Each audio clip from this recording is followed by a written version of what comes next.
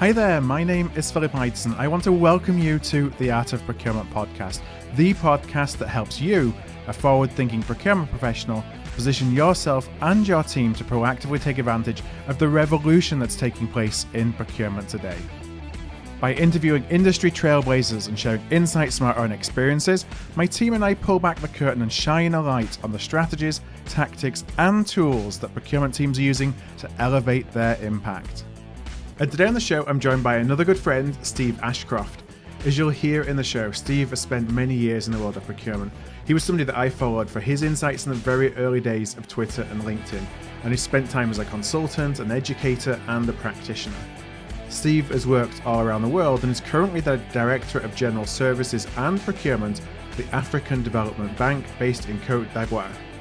In today's podcast, we discuss Steve's background working across cultures, the opportunities and nuances that exist when building a procurement capability that spans 44 countries across Africa, the skills needed to succeed, and a call to action to anyone listening in today who is thinking about a career in procurement but hasn't yet taken the leap. So let's kick things off by asking Steve if he found procurement or if procurement found him. I've heard this question a few times on your podcast, Rob, and I would love to paint a picture about my vocation being procurement. I at university I studied engineering, and in the 1990s in the UK, if you had an engineering degree, I think it was a rule that you ended up working for British Aerospace. Right. So I joined British Aerospace as a graduate trainee, and they. I guess it was well structured, but they put you in different departments: production, engineering, design, marketing, for periods of time until somebody decided you'd fit in the right place. And I'd had 4 years of engineering at university, so I definitely didn't want to do engineering anymore. Right, it was quite a surprise to me after studying it for so long. I really quite liked marketing. I fancied the idea of swanning around the world selling cork aircraft. Yeah. But what I found was when I went into procurement and contracts, and I'm not professing to be a big brain, but I really like the intellectual aspect of it. And a good example was something called DEFCONs. So it's the same in the States. They've got the federal regulations, the DFARS and FARS for your American audience. So DEFCONs are the UK's version for the Ministry of Defence, and there's 118 clauses. And I had a boss there who felt the need to assure me that he knew more about the clauses than I did. So I learned them. I learned the clauses and was able to put the linkages for commercial advantage for British Aerospace. And so from that day forward, I've really enjoyed contracts, commercial relationships, negotiation, and so I'm not. Am I answering your question? Did procurement find me? Yeah, I guess like it was a good fit, I suppose. Yeah. I didn't realize I was looking for it, but I found it, and I've been in this field all my career since. Right. And for folks that are listening that don't know, I mean, you have been on and off really active on social around your thinking around procurement and driving kind of thought leadership, because that's how I first came across you. I think years ago, probably even before I started Art of Procurement, was some of your posts and the social media things that you do, and you've definitely added a lot to the profession over the years. And I know that kind of goes up and down based on the challenges and the time of the job that you're in at the time, but you've really been in and around the profession for a long time. I have, and I was when Twitter turned up, I really liked it, and I was an early adopter on LinkedIn, and it was and still is a great experience, because trying to write down your thinking is quite something. It's quite a challenge. That can you actually structure your head to address a problem or explain an issue. And when I'm not a social media expert by any chance, but what is great is that there is a high percentage of people who actually expand your thinking further. You get Yeah. comments and responses and build on those. So I found it as a great school, for my own personal development as we've gone through. And yes, Phil, you're right. Also, that I have given some views that may have been provocative or out of step with thinking, because that is my nature, to think of the commercial benefits of what we're doing in procurement, the business outcomes, the business the value that we're delivering. So I see that as something I find very rewarding, and will continue. Will continue, yes.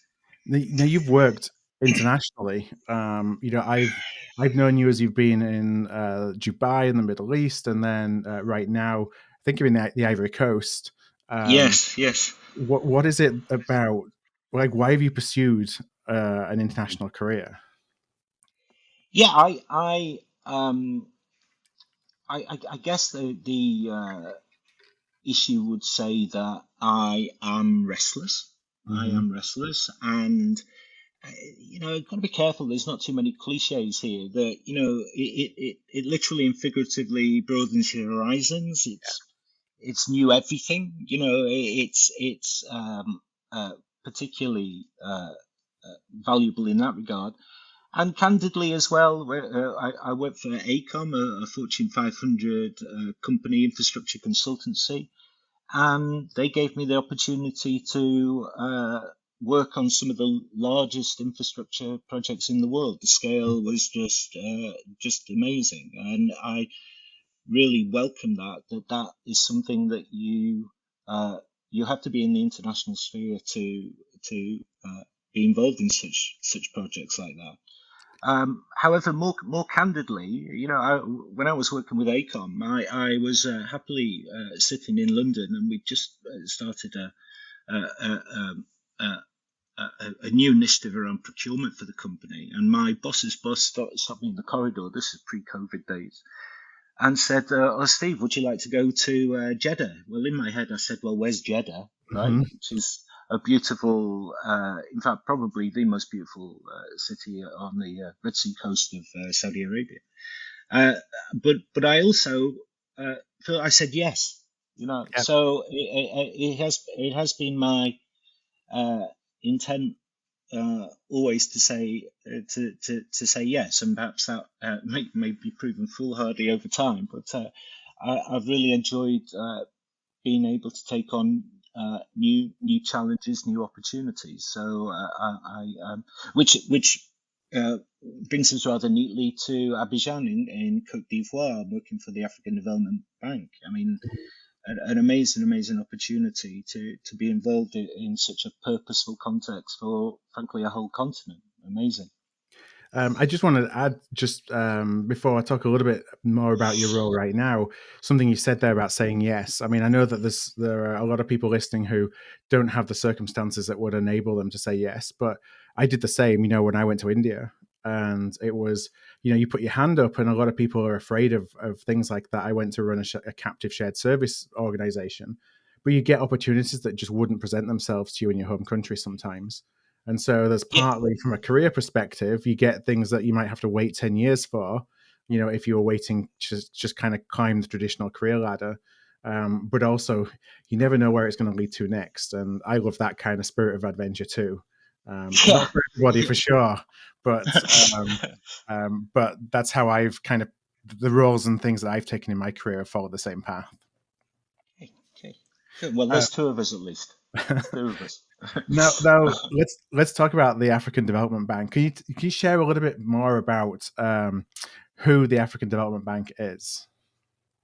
Sure. I mean, uh, we are based in Abidjan in Cote d'Ivoire, but we operate in 44 countries, and the bank is the premier Pan-African development institution. Right? So it was established in '64, and its purpose is promoting economic growth and social progress across Africa.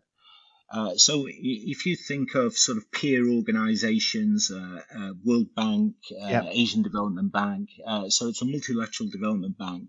So we have 80 member states that are funding and supporting the organization. 54 African, off the top of my head, 27 non-regional. So it's got massive continent and global support. And really, Hmm. the agenda is delivering financial and technical support for, frankly, transformative projects Yeah. for sustainable economic growth in Africa, and that's kind of important in the regional sense, because uh, by 2030, 1 in 5 people will actually be African, right? Hmm. So if you combine the continent's soaring population, the adoption of technology, the improvements in the infrastructure, the improvements in health and education, it really is. And you know, I don't, I'm being political, I suppose, with a small p. Is that there's just some amazing opportunities here to make a transformative change within the continent. And over the last 10 years, I've made aware that the bank has invested over 40 billion US in infrastructure projects. So this is not a small operation by any means. It's Hmm. having quite an amazing impact. And I was, to bring that round to full circle. So the mission and the values of the bank to uh, add value to the best of my abilities within a purposeful context was terrifically attractive to me. Hmm. And trying to bring it back to procurement is also recognise that procurement is an enabler of the delivery of the bank's mandate. We are critical to. I would say this, wouldn't I? But the supply chain is critical to what the bank wishes to achieve. So it's terrific to have that opportunity to support such a such an organisation that is driving change in Africa. And just for context, so for your role, what is your role within procurement and kind of the procurement function and capability within the African Development Bank? Yeah, I'd know just a little bit more about that.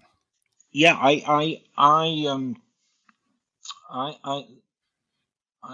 Well, I'm struggling with the words because I'm going to have to put the word responsibility in it. So I'm responsible for corporate procurement, Yeah. right? So that is pan Africa. So goods, services, and works comes through our department for any of the needs and wants of our corporate stakeholders. And in addition to corporate procurement, I also have responsibility for creation and management of real estate, our portfolio across the continent. And thirdly, I have, and it's adjunct, I suppose, I also responsible for corporate services, so Okay. logistics. Hmm. It is a good example. Travel management as well. So there's it's and I've been here 7 months. So I first 100 days it was fast and furious, getting used to different culture, different environment, different different different system actually, Yeah. different system as well. I mean the context of procurement remains unchanged in any of the organisations which I've worked, but there is certainly a recognition of the sheer importance of that iron triangle, right? Of on time, value for money, Yeah. quality, absolutely key. And perhaps I shouldn't say, I'm not dismissing it in that regard, but it's absolutely key to try and optimize those three elements, plus a range of other sub-factors that we're Hmm. considering within what is defined as excellence in our procurement. Now, it's interesting, when you go into procurement organizations, and it's you're looking at doing a transformation, for example, and you're in perhaps a more mature industry. There's this playbook. The playbook's all about consolidation and centralization, and bringing together demand and all those kind of things. Do those still hold true when you're looking Pan Africa? Or are you really dealing with a collection of individual supply markets across every single country, um, versus, let's just try and, bring a Pan Africa travel management company, for example, Yes, versus, yes. well, actually, we need to do this on a country by country basis because the intricacies of the market. Uh, yeah, yes, and COVID, Hmm. right? Because part of the biggest challenge was also a surety of supply, Yeah. right? A recognition as well that candidly that not all leverage categories can be leveraged. Yep. Right, so it is a recognition that some kind of aggregation, a sort of homogenous approach across what is it? Three times bigger than the USA, Right. plus cultural differences, language differences, local markets, as you say. So trying to come to that optimum position is the challenge and also the opportunity, because if we can make it work, Hmm. that's really going to be good. But yeah, it isn't quite. As no doubt far too many of you guys say, it's not as simple as that. It really is. It really is quite something. And I recognize that um, the scale that I'm involved in, and the differentiations within the requirements of stakeholders' needs and wants is something we're continually addressing and moving forward on, because that's not an easy one. I'm uh, going to uh, uh, travel later this month to South Africa, Yeah. right? So when the South African market is going to be different than here in Cote d'Ivoire, if only for the fact because it's 15 hours away, Yeah. right? So it's To a lot of people, it's the other side of the world. yeah, I know. So it's all right me coming up and saying, right, we're gonna have a procurement manual. Yep. Right. This is the procurement manual. Well, there may be principles, there may be objectives, there may be KPIs, but the how is subject to some careful iteration. That's for sure. Yeah, and you talked at the beginning all about outcomes. I imagine you have an extremely diverse set of outcomes that are demanded by stakeholders, Uh, um, because of all the different constituents across the region. yes, yeah, and we've said, I've said, is that what we've got to do is ensure we've got critical alignment with our stakeholders' agenda, right? And therefore, understanding the stakeholder agenda is absolutely key. So, and perhaps I'm sharing my strategy actually as I'm going along with you, Philip. But we started out with the three E's because Hmm. I'm English, right? So we wanted economy, efficiency, effectiveness, and and also recognizing the nature of the organization. We're interested in a fourth E of equity, right? We're Yep. interested in that, and really what we are on the journey, and perhaps tell you a little bit more about that journey later, is to ensure that our stakeholders are convinced that we are being transparent in our processes. So Mhm. The issue we have is to ensure that we are transparent in our process, but also be seen to be transparent in our processes. And the next one would be very much a need for supply chain visibility through the tiers. Yeah. We see that as being a particular challenge. And diversity, equity, and inclusion.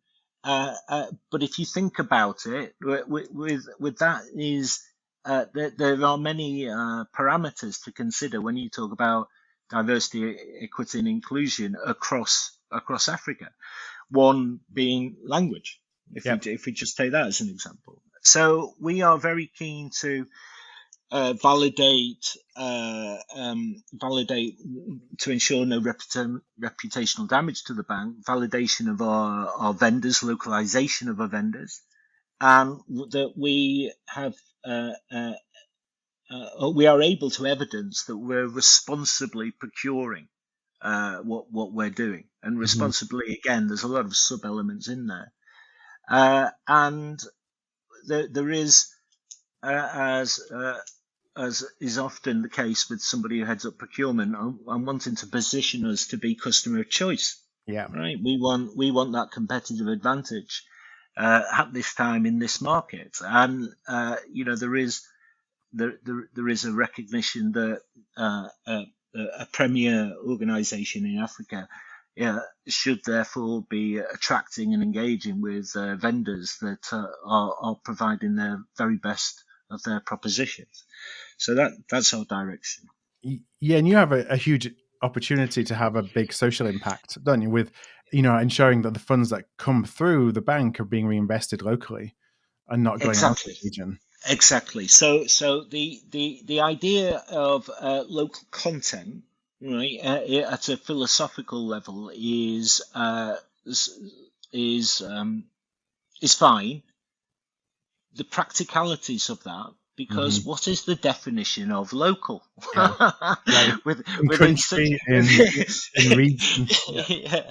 So I'm laughing about it. It's a challenge, right? I'm laughing about it, but there is a brilliant opportunity here to actually build in the UN SDGs, right? The opportunity to actually talk about sustainable procurement and being able to evidence that through a number of factors, including climate, but including also that social aspect as well. So we are as everyone is aspiring to be, is to say that we're trying to define this value for money more than something about price. Yeah. All right. And please don't walk away from this and say, oh, well, Steve doesn't care about price. Yes, I care about price. I'm trying to say that there is an opportunity for us to fulfill that role as being an enabler to deliver the bank's mandate. So how are we going to articulate that is the intellectual challenge we've got. And that's no different from a lot of organizations who are moving away from cost savings, and which is kind of the bane of the profession, I think, is that we have conditioned stakeholders to believe that that's the only thing that we can deliver. And so therefore it's a journey to try and demonstrate that we can do more than that. So I don't think you're alone in making sure that you're spending responsibly. I know. But that it goes far beyond that in terms of impact you can have. Well, let's talk about the profession rather than my employer. But the Tim Cummins, I posted a while ago saying that the biggest challenge for somebody leading procurement is talent. Yeah, is to bring talented people in. And Tim Cummins from World Commercial Commerce now. I'm trying to IACCM. That's what I remember them as well. IACCM. Now WCC, I think. Yeah, and he was very quick to say, well, the profession is measured on that one metric. These are not his words. Yeah. Is because the talent in the procurement profession is unable to grapple with those wider concepts. And where procurement does grapple with those wider concepts is typically people coming from outside the profession. I do have some empathy with what Tim's saying, to say that, well, I guess the stakeholders are measuring on that because we're not able to, we as a profession are not able to articulate what other value we're providing, and that's a certain challenge for us. Yeah, and it's been so deeply embedded in people's perception now of what we do. Yeah. But it's on us to change. I mean, we can't just show up and expect that everybody's suddenly going to look at us in a different light. We've got to demonstrate through the outcomes we deliver that actually there's a bigger value prop here. Yeah, there is, and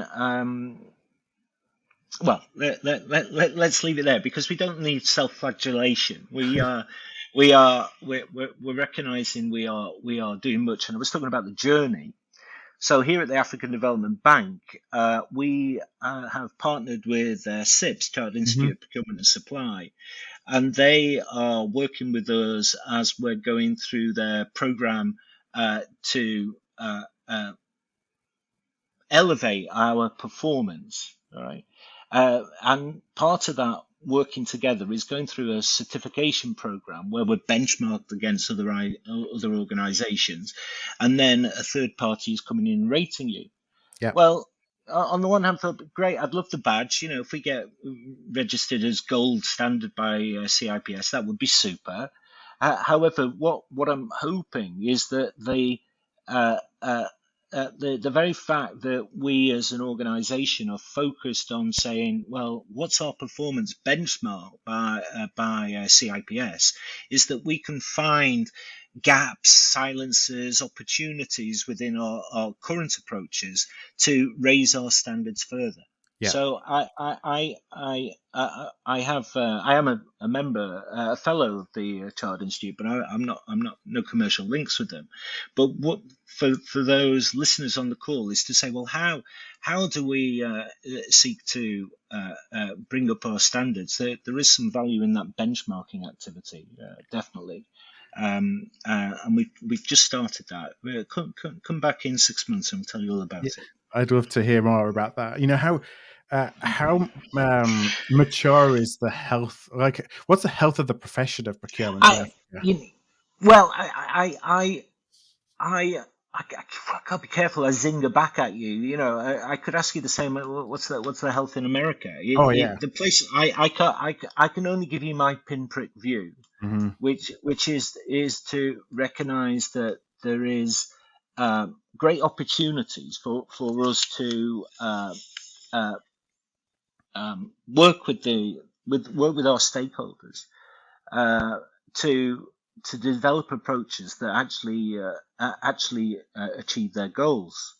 So if we're saying that is going to introduce change, well, change is hard work, change is risky, change is potential failure. So there is a recognition that, in my experience of Africa, and again, come back to me in 6 months' time, is that the sheer energy and willing to absorb best practices is really quite something. So I don't know if we can turn to a consultancy and find out what the maturity level is in specifically in Africa compared to Saudi or Dubai or other places that I've worked in. But what I do know here is that the people that I'm working with are really focused on giving attention to the work. There's an intensity to what they're trying to do. They're trying to have an impact through good practices in procurement, and that strikes me as a terrific foundation for the maturity of a multilateral development body. And I perhaps I shouldn't say this in sort of public sphere, but my ideal is that within our class of multilateral development banks, my ideal is that African Development Bank is setting the benchmark for the others. So that is an area that I'm wanting to be in a strong position to have that conversation. It's interesting you said that, because I was going to follow up and actually ask if you see that, given the charter of the African Development Bank, that, in some way that you have an opportunity and a responsibility to really professionalize the career of procurement throughout the region. Yes, yes, yeah, I believe so. And but I want to be careful in this regard. Is that it's it, it's we're back to being restless, really, which is to say that whatever the high standards we have now, uh, I I want them to be higher. So Yeah. I would like. I'm being British about it, saying I was like, and it is actually a deep want is for us to be the flagship corporate procurement organization within MDBs worldwide. Hmm. So that how we will be able to evidence that over what timescale, certainly starting with the CIPS benchmarking is a useful step forward. As you're doing the benchmarking, what are some of the things that you're looking to? And you don't need to answer this specifically to go into all the details of your specific benchmarking, but I just, you've got so much experience around procurement capability development and education in procurement. What are some of the skills that you're looking that you would look and say, if we are if we're a high benchmark for those, I think we're really on the right path. Yeah. Oh, oof. Whichever one I say off the top of my head, there's probably 10 more. I would say here for African Development Bank is the nuances that comes from being in a multicultural team. Right, I would see that is being a particular skill that's needed because we're kind of all very aware that the supply chain can be multi-location, Yeah. multicultural, and so on. But working in a multicultural team and the need for careful approaches to communication, careful approaches to how we deal with hierarchy and authorities and decision making and so on.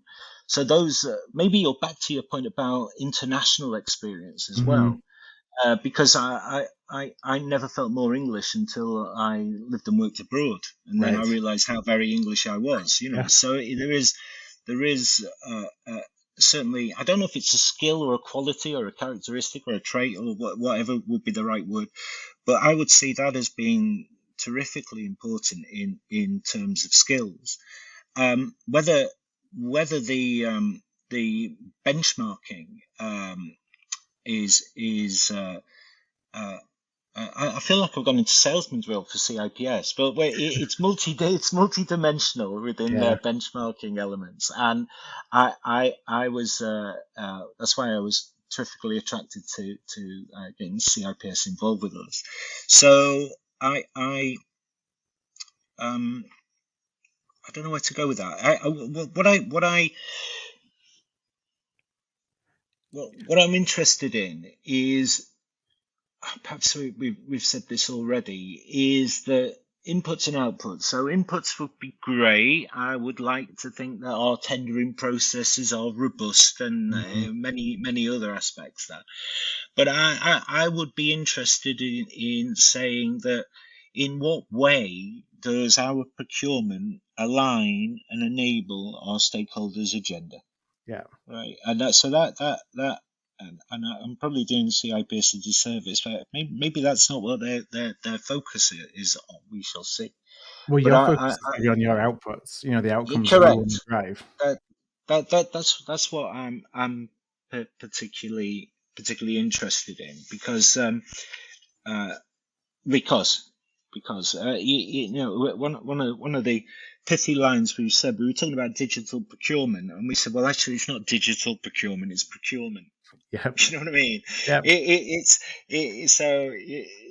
terms of our procurement process, it's that old adage that people don't buy a drill from a hardware shop because they want to buy a drill. What they want a hole. Yep. Right? So we're just going to have to make sure that we are relentless in focusing what is value to our stakeholders is what we're particularly interested in. Mm-hmm. And as you look at that skill mix, do you look at soft skills versus the traditional procurement technical skills? Are you building up? Are you looking more technical and surrounded by soft skills, or I know that many are looking and saying, okay, soft skills are kind of more important. I can teach the technical stuff. But it's because of where you are on the charter and the journey that you're on. I'm just wondering if you're at that point yet. Are you really looking for technical skills too? Well, I came in fresh to this organisation, and my colleagues are highly qualified, highly experienced, deep institutional wisdom. I'm not so sure. For example, I have a trained barrister in my team. For goodness' sake, Mm-hmm.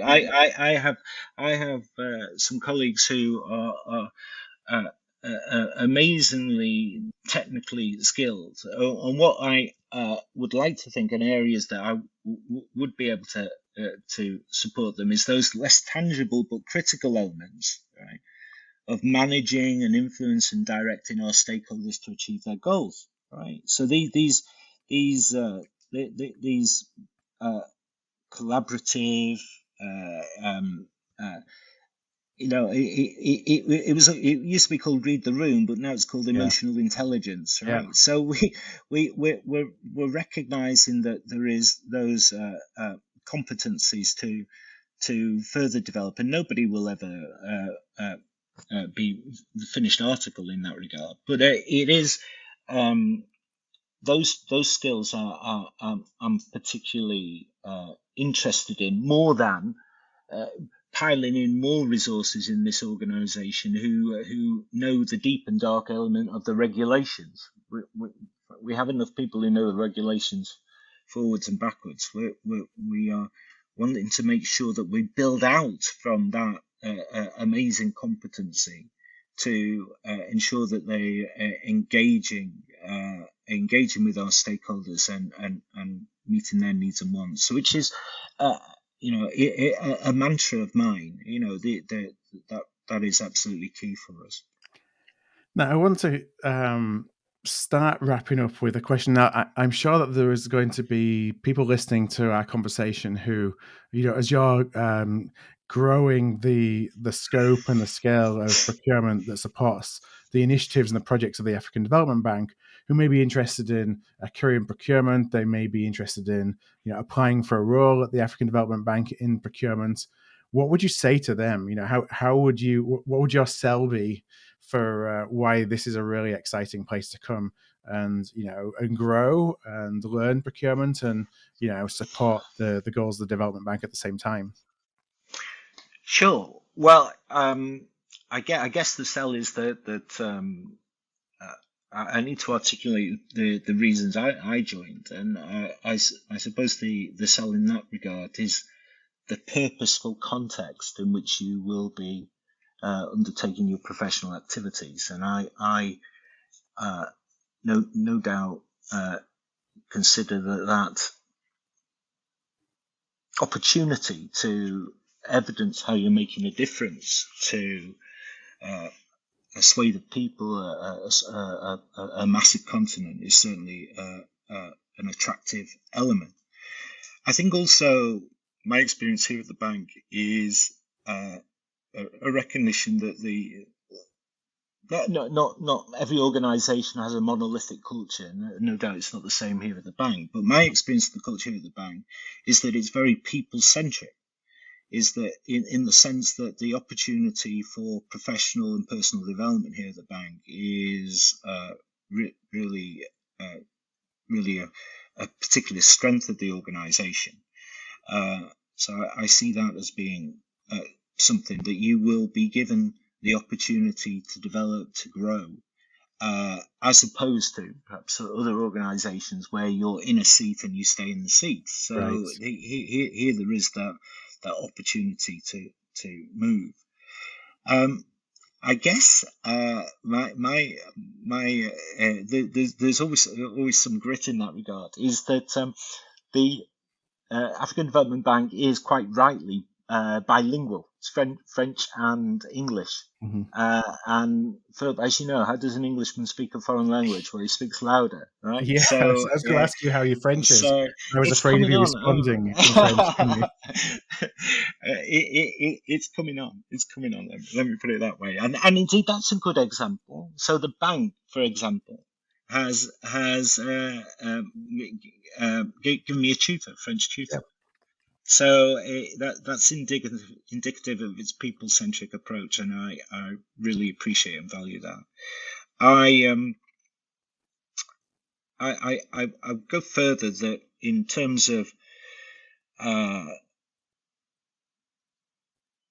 the point the point of being in an organization in such as the African Development Bank is in order to enable that social progress. And I don't know, maybe IT, maybe HR, maybe those two functions might have an argument with me, but I'm struggling to think about a professional function where you could actually be able to say that you did enable the delivery of the bank's mandate any better than by being in procurement. So there's an attractive element for me. You know, it's easy to say given that we've spent careers in procurement and we both think came to procurement in the same way in joining schemes where you hope for placements in different places and ended up getting placed in procurement and stayed because they loved it so much. But it really is, for those who are listening that aren't in the profession of procurement, it really is a dynamic profession, and it's what you want to make of it. There may be folks in procurement who haven't really done, they're kind of staying in the same role and they've done the same role for a long time, and that might be a negative perception you have of procurement. There's so many of us in procurement that have really gone out and said yes, like you said right at the beginning, said yes to opportunities, said yes to challenges, put yourself out there and do things that may not seem comfortable, and you can really have a fantastic career. So if you're listening and thinking about a career in procurement, I would definitely advocate for it. Good wrap up, Phil. Like it. So I'll include that in my selling procurement, best of. But no, Steve, I want to wrap up. I want to thank you so much for joining us. It's been so many years that we've talked about doing something. So I'm really happy that we've been able to come together and record a pod. Okay. Same. I have one last question. I always say that it's the easy question. If people would like to connect with you, where would be the best place for them to find you? LinkedIn. Stephen Ashcroft, African Development Bank on LinkedIn. Okay. Well, I will include a link to your LinkedIn profile in our show notes. You'll find those, anybody who's listening, at artofprocurement.com/podcast. That's artofprocurement.com/podcast. And just look for this pod. You'll find them in those notes. One last time, Steve, thank you very much. You're welcome, sir. If this episode struck a chord with you, please do send it to somebody. We grow here at Art of Procurement through word of mouth, and that would be really appreciated. You can also support us by giving us a thumbs up, a star rating, or a review wherever you listen to your podcasts. Since 2015, we've built the world's largest free resource for procurement professionals looking to elevate their impact. Our resources span podcasts like this, videos, blog posts, papers, and events. To join us on the inside and to ensure you never miss an episode, a webinar, event, or a post, please do subscribe to our weekly newsletter, This Week in Procurement. You can do that at artofprocurement.com/subscribe. That's artofprocurement.com/subscribe. Thank you for joining us today, and I look forward to seeing you again soon.